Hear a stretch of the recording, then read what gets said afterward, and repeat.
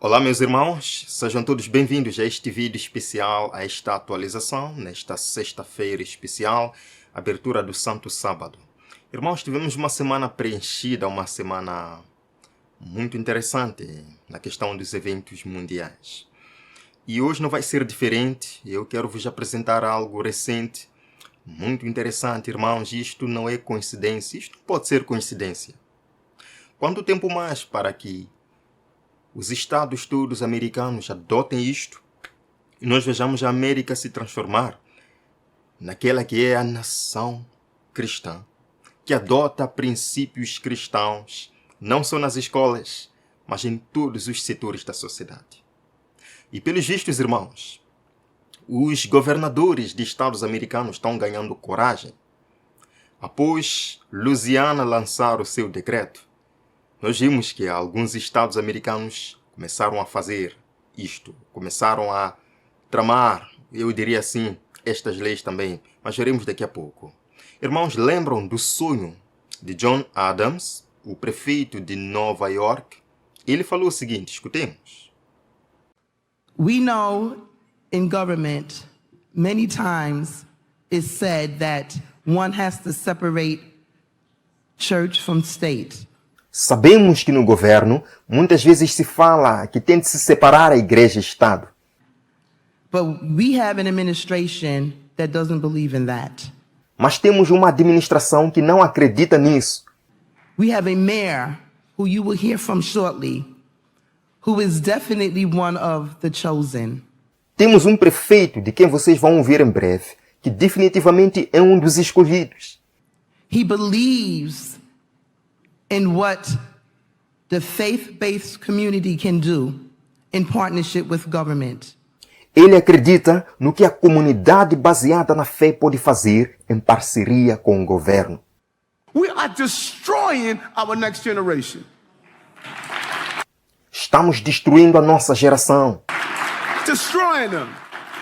And we say over and over again, we need to build a world that's better for our children. No, we need to build children that's better for our world.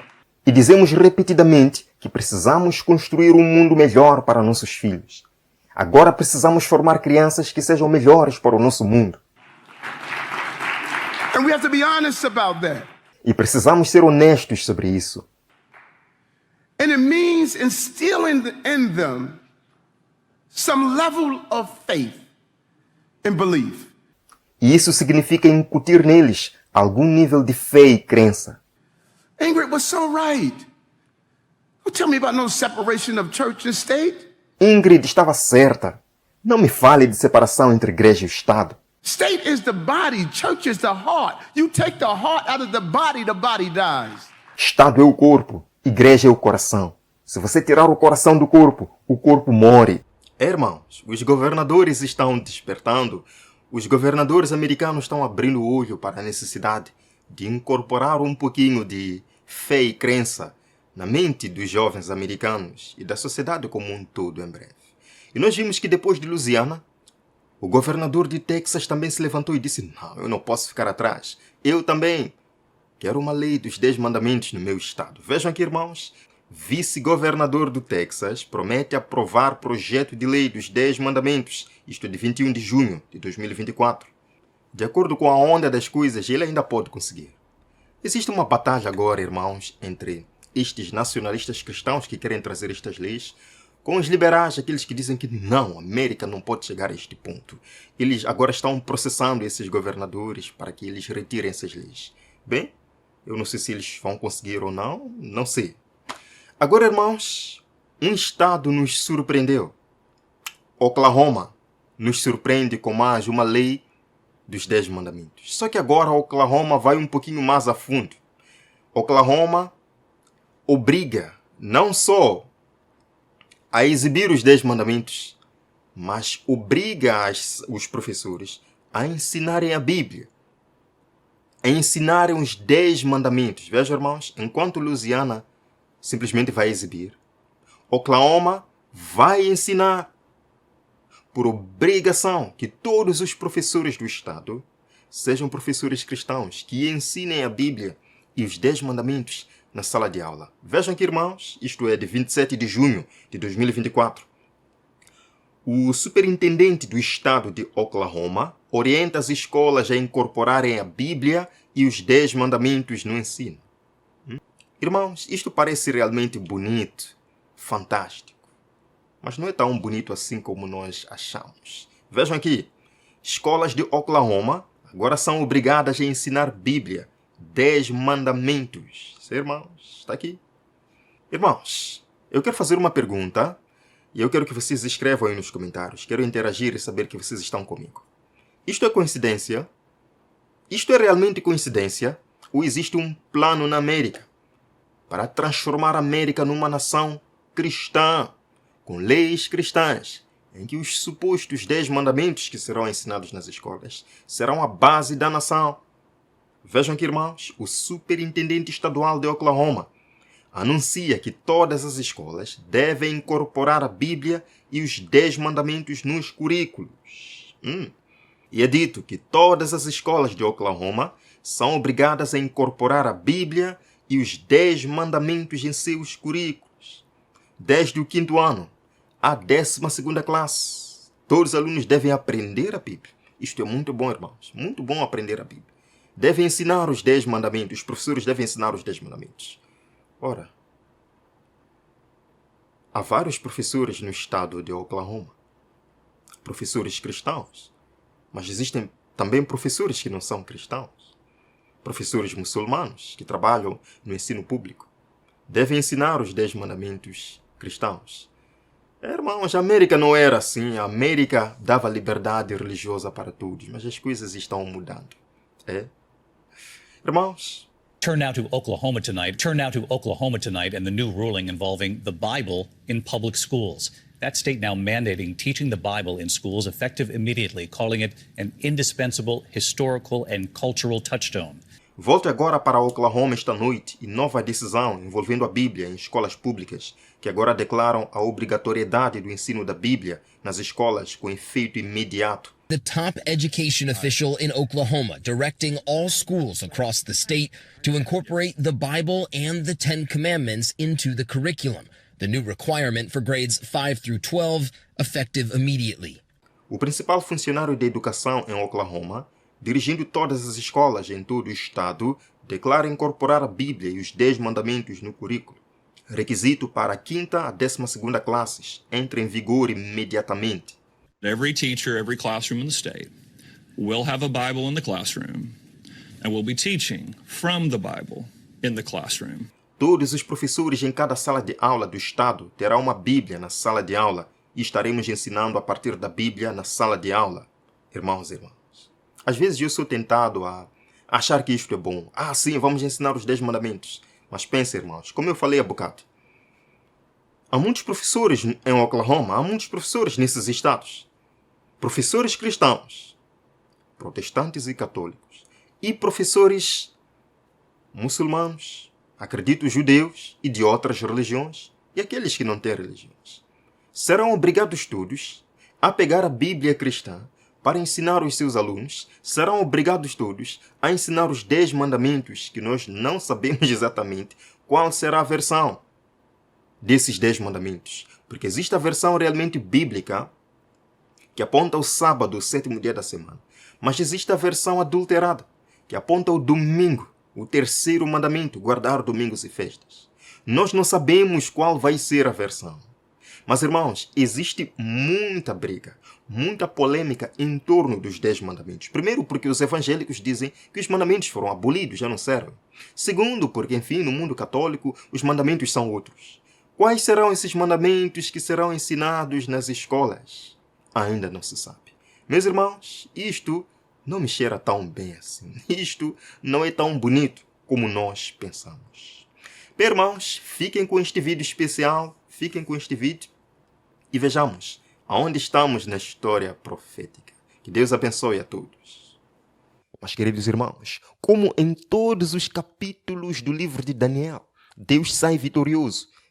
Veja só, meu irmão. No capítulo 1 de Daniel, parece que Babilônia está a vencer. Porque Babilônia vai lá em Jerusalém, invade Jerusalém, leva cativos Parece que Satanás está a vencer. Mas no final do capítulo, Deus é que sai vitorioso. Porque aqueles 4 jovens permaneceram firmes e Deus concedeu a eles sabedoria, força e poder. Eles permaneceram fiéis na Babilônia. Deus venceu no capítulo 1. No capítulo 2 de Daniel, parece que Babilônia está a vencer, porque o rei Nabucodonosor teve um sonho e ele aparece naquela estátua com uma cabeça de ouro. Parece que ele está a vencer. Parece que ele será o dono do mundo. Mas o capítulo 2 termina com a vitória de Cristo, quando aquela pedra desce do céu e destrói a estátua. No capítulo 3 de Daniel, parece que Babilônia está a vencer, porque o rei Nabucodonosor constrói uma estátua todinha de ouro e todos deviam adorar aquela estátua. Mas Deus vence nesse capítulo também, porque 3 jovens permaneceram em pé diante daquela estátua. E Deus estava no meio da fornalha com aqueles jovens. E no final desse capítulo, o próprio rei Nabucodonosor reconhece que o Deus dos hebreus é o Deus vivo. Deus venceu no capítulo 3. No capítulo 4, meus irmãos, parece que Babilônia está a vencer. O rei Nabucodonosor teve um sonho. Viu uma grande árvore onde os ninhos, os pássaros iam aninhar-se. Parece que Babilônia está a vencer. Mas aquela árvore foi derribada, foi cortada. O rei Nabucodonosor foi lançado para o campo durante 7 anos. Deus venceu. Então, em todos os capítulos, meus irmãos, Deus sai vitorioso. No Apocalipse, Deus também sairá vitorioso. O Apocalipse 17 diz que todas essas organizações, esses movimentos, têm um único objetivo: entregarão seu poder e autoridade à besta. Pelejarão contra o Cordeiro, contra Cristo, mas o Cordeiro os vencerá, porque é o Rei dos Reis e Senhor dos Senhores. Vencerão também os que estão com ele, os chamados, eleitos e fiéis. Amém? Mas o Cordeiro os vencerá. Cristo sempre é vitorioso. No livro Eventos Finais, Ellen White nos diz o seguinte: a história se repetirá. A religião falsa será exaltada. Irmãos, a história se repetirá. Que história? Todos os episódios do livro de Daniel, em que parece que a religião falsa é exaltada, em que parece que Satanás está a vencer. A religião falsa será exaltada. O primeiro dia da semana, um dia comum de trabalho que não possui santidade alguma, será estabelecido, como foi a estátua de Babilônia. A todas as nações, línguas e povos se ordenará que venerem este sábado espúrio. O decreto impondo a veneração desse dia se estenderá a todo o mundo. Entendemos isso? O decreto dominical sai nos Estados Unidos da América, meus irmãos. Não vai sair na COP26, que vai começar amanhã. Não vai sair na COP26. A COP26 pode ser um pé no acelerador. Afinal de contas, os líderes estarão lá, Biden estará lá. E eles apreciam a encíclica papal, que fala aí sobre o domingo. A semelhança do sábado judaico, o domingo é o dia para a cura das relações familiares, com o meio ambiente e cuidar da nossa casa comum. Está bem claro que esse decreto impondo a veneração do domingo se estenderá para todo o mundo. Todas as nações vão seguir, vão imitar o exemplo dos Estados Unidos da América, impondo leis dominicais em seus países, perseguindo, oprimindo aqueles que vão permanecer em pé, dizendo: o sábado que é o dia do Senhor, não o domingo. Continua aqui mais um texto.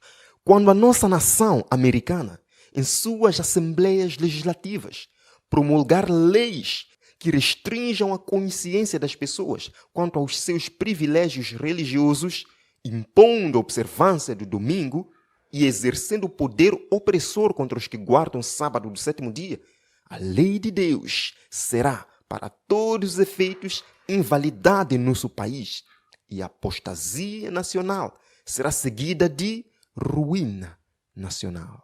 Meus irmãos, a apostasia nacional será seguida de ruína nacional. Nós entendemos que quando a lei de Deus for invalidada, vai se cumprir a profecia lá em Salmos. É tempo, Senhor, de agires, porque a tua lei está sendo violada. Deus não vai permanecer calado diante desta apostasia. Vai se escrever nos livros do céu: Apostasia nacional. E quando todas as nações da terra imitarem o exemplo dos Estados Unidos, decretando leis dominicais, vai se escrever diante dos livros de Deus no céu. Apostasia universal. Será então, irmãos, o tempo em que Deus vai operar a sua obra estranha no mundo. Vejamos, irmãos, que este assunto do decreto dominical, da perda da liberdade religiosa, da perda da liberdade civil na América, não é impossível. E existe um poder nesta terra, meus irmãos, que detesta, que aborrece, que odeia a liberdade religiosa. Vejamos. O Papa Pio IX, na sua encíclica de 15 de agosto de 1854, escute muito bem o que esse Papa disse. E este, meus irmãos, é o pensamento atual da Igreja Católica. Eles não mudaram nada. Veja o que ele diz aqui. As doutrinas ou extravagâncias absurdas e errôneas em defesa da liberdade de consciência são erro. Esse é um Papa que está dizendo que as doutrinas absurdas, as doutrinas errôneas em defesa da liberdade de consciência, ele está dizendo que isto é um erro. São erro dos mais perniciosos. Uma peste que, dentre todas as outras, mais deve ser temida no Estado. Queridos, existe um poder nesta terra que detesta a liberdade religiosa e que está trabalhando nos nossos dias para trazer a tirania, a ditadura. Esse é o poder papal, que vem escrito aqui nos documentos oficiais da Igreja Católica. Neste livro também de Avram Manhattan, no livro O Dólar e o Vaticano, na página 26, é dito o seguinte: o Vaticano condenou a declaração de independência como maldade e chamou a Constituição dos Estados Unidos de um documento satânico. Queridos, o Vaticano chamou o documento de independência da América como um documento satânico. Eles detestam a liberdade religiosa, detestam a liberdade de consciência e vão trabalhar para levar a América de volta aos princípios papais, os princípios de tirania, os princípios de ditadura papal. Eles estão trabalhando para isso. E nós vimos ao longo da semana como é que eles fazem isso através dos jesuítas, de padres católicos criando organizações, através da ONU, através de políticos católicos na América que têm a obrigação de levar a América de volta aos princípios e ensinamentos católicos, através de presidentes católicos, através de jesuítas, padres jesuítas se envolvendo na política. Eles querem destruir a liberdade de consciência. Vejamos, irmãos, que o decreto dominical não é impossível, como muita gente diz, porque já existem leis dominicais nos Estados Unidos da América. Você sabia disso? Já existem leis dominicais nos Estados Unidos. Quase todos os estados, dos 50 estados na América, 49 já têm leis dominicais. Essas leis restringem certas atividades ao domingo. Mas o decreto dominical de que falamos, meus irmãos, será um decreto nacional, que será seguida de uma ruína nacional e que posteriormente será imitado por todos os países da Terra. Vejamos, irmãos, que em Delaware, que é um estado americano, por exemplo, as máquinas de videoloteria não podem funcionar nos domingos. É uma lei dominical que existe na América. Em Rhode Island, as vendedoras de carros são proibidas de abrir no domingo. É uma lei dominical que existe na América. Na Geórgia, pessoas podem ser presas por curto tempo por violar uma lei dominical. Existem leis dominicais na Geórgia também. Não só, meus irmãos. Em Oklahoma, que é outro estado americano, qualquer pessoa que violar qualquer restrição imposta no domingo será culpada de má conduta e pode ser punida com multas ou prisão. Eu não estou inventando, vem escrito aqui nesta revista, você pode pegar e ler. Queridos irmãos, já existem leis dominicais nos Estados Unidos. Então isso não é invenção de Ellen White. Este é um fato que já está acontecendo. Mas isso vai se intensificando até os nossos dias.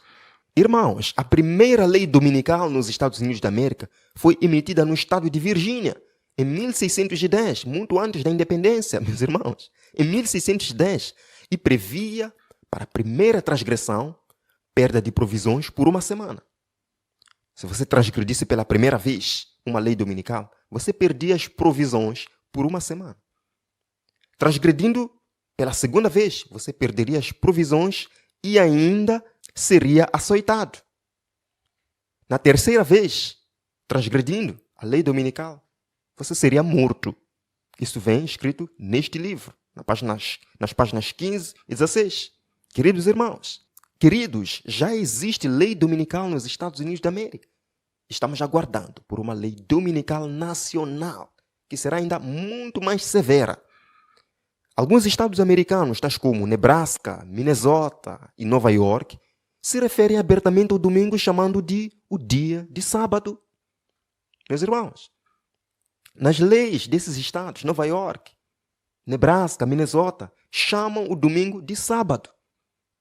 Queridos, em Massachusetts, a lei chama o domingo de o dia do Senhor. O dia do Senhor. Por isso que quando aparecem aí, nos updates de profecia que fazemos semanalmente, quando aparece aí as pessoas dizendo projeto do sábado verde, não é sábado do sétimo dia que eles estão falando, é o domingo. Porque as leis na América chamam o domingo de o sábado, o dia do Senhor. Em New Hampshire, a lei se refere ao domingo como o dia de descanso. Queridos irmãos, isto não é impossível. Esta não é uma invenção de Ellen White. Isto vai acontecer e já começou. De acordo com a lei do estado de Nova York, o primeiro dia da semana é colocado à parte por consenso comum para o descanso e uso religioso. E a lei proíbe fazer no domingo certas atividades específicas, que são sérias interrupções do repouso e liberdade religiosa da comunidade. Já existe lei dominical na América, meus irmãos. Já existe. A Igreja Adventista do Sétimo Dia foi organizada em 1863. Nesse tempo, meu irmão, quando a Igreja Adventista do Sétimo Dia foi organizada, Warren L. Jones conta-nos que foi organizada na América a Shadyside, no estado de Maryland, que é uma associação de espias para observar que tipo de conduta teriam os guardadores do sábado durante o dia de domingo, com o objetivo de levá-los à prisão. Isso começou há muito tempo, meus irmãos. Deus já nos deu um aviso há muito tempo. Deus já nos avisou que isso não é impossível. Isso é possível, meus irmãos. E Deus já avisou há mais de um século. Samuel Mitchell, que era membro da Igreja Adventista do Sétimo Dia, em Kitman, condado de Brooks, ele foi sentenciado a 30 dias de prisão em 1878 por ser encontrado arando sua própria terra no domingo. Foi preso por cultivar, por arar sua própria terra no domingo. Foi preso. Isso voltará, meus irmãos, com muita força. Estamos vendo agora organizações mundiais. O Papa dizendo que trabalhar os domingos não é benéfico para a sociedade. Estamos vendo aí o Biden promovendo um lockdown climático. As pessoas, meus irmãos, estão se preparando para colocar o domingo como um dia de descanso. E essas coisas vão acontecer de novo. Penas civis aos dissidentes será o resultado inevitável. Ellen White, no livro Eventos Finais, página 110, os defensores da lei dominical estão agora abrindo caminho nas trevas. Queridos, estão abrindo caminho nas trevas, usando pessoas, usando o povo para agitar os governos, usando o povo, greves. Estão abrindo caminho nas trevas. As pessoas pensam que isso é maravilhoso, mas eles sabem muito bem o que estão fazendo. E continua. Os líderes encobrem a verdadeira questão. E muitos que se unem ao movimento não percebem para onde propende a tendência oculta. Eles estão agindo como cegos. Não veem que se um governo protestante abandona os princípios que deles fizeram uma nação livre e independente e pela legislação introduz na Constituição princípios que propaguem a falsidade e ilusão papal, eles estão se lançando nos horrores romanos da Idade Média. Muitos filhos sinceros de Deus, alguns políticos sinceros, Estão agindo como cegos. Mas aqueles que estão por detrás desses movimentos sabem muito bem o que querem. Restaurar a supremacia papal. Implantar o domingo como autoridade do poder papal acima da autoridade de Deus. Alguns argumentos, meus irmãos, que vão ser usados para impor um decreto dominical nacional na América e que será um decreto mundial. Vamos ver, meus irmãos, argumentos que serão usados para impor o decreto dominical. Vejamos. O primeiro argumento, meus irmãos, será por causa dos desastres naturais, as mudanças climáticas. Isso é muito sério. As mudanças climáticas, os desastres naturais que estão a acontecer nos nossos dias, vão impulsionar o decreto dominical. Veja o que diz Ellen White no livro Eventos Finais, página 114. Satanás dá sua interpretação aos eventos e os homens pensam como ele quer que o façam, que as calamidades que enchem a terra constituem um resultado da transgressão do domingo. Percebeu? Que as calamidades que estamos vendo, as mudanças climáticas, inundações, terremotos, ao mesmo tempo, constituem, meus irmãos, um resultado da transgressão do domingo. Tensionando aplacar a ira de Deus, esses homens influentes fazem leis impondo a observância do domingo. Isso vai acontecer. As mudanças climáticas, os desastres naturais vão impulsionar esta profecia. Outro argumento que será usado é para melhorar a moralidade no mundo. Hoje nós vemos um mundo de pernas para o ar. Crimes, assaltos, irmãos, o mundo está de pernas para o ar. Guerra, sofrimento no mundo. E aparentemente o domingo virá para resolver isso. Vejamos um texto aqui. Esta mesma classe apresenta a alegação de que a corrupção que rapidamente se alastra é atribuível em grande parte à profanação do descanso dominical e que a imposição da observância do domingo melhoraria grandemente a moral da sociedade. Não foi isso que falou aquela senadora do estado de Arizona, Sylvia Allen, em 2015? Quando estavam debatendo ali, meus irmãos, estavam debatendo a questão das armas na América. Está havendo muitas armas, circulação de armas na América. E ela falou ali no Senado, devíamos estar trabalhando, debatendo um projeto de lei que obrigue os americanos a frequentar uma igreja no domingo para ver se voltaremos a ter um renascimento moral. Pesquise aí na Google. A senadora Sylvia Allen falando sobre o domingo, pesquise, você vai encontrar. Então, meus irmãos, a melhoria da moralidade também vai impulsionar o decreto dominical. Então, vimos dois argumentos principais. Desastres naturais, mudanças climáticas e também a melhoria da moralidade no mundo. E todos, meus irmãos, a maioria vai cair nesses argumentos. Então, você vê que isso não será apenas um fator religioso. Todas as sociedades da Terra, meus irmãos, querem melhoria do meio ambiente. Todos querem melhoria do meio ambiente. Então isso não é só para os cristãos. Todo mundo também, ateus, também querem a melhoria da moralidade no mundo. Então isso vai envolver a todos, não é simplesmente uma questão religiosa. Todo mundo, meu irmão, vai ter que escolher ou o selo de Deus ou a marca da besta. Todo mundo, você, meu irmão, vai tomar uma decisão um dia. E este dia está chegando.